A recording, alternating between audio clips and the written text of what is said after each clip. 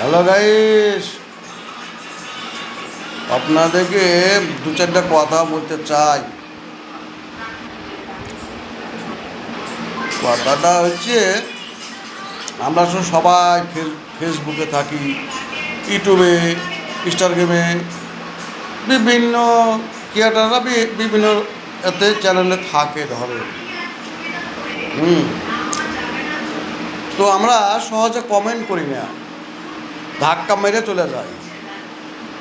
আমরা একটা কমেন্ট কি একটা লাভ অ্যাকশন কি একটা ফুল, এমনি ফুল থাকে, হ্যাঁ, তো আমরা সেটা কাউকে আমরা দিতে পারি না, মানে আমরা কিপটা পোনামু করি, বুঝলেন তো?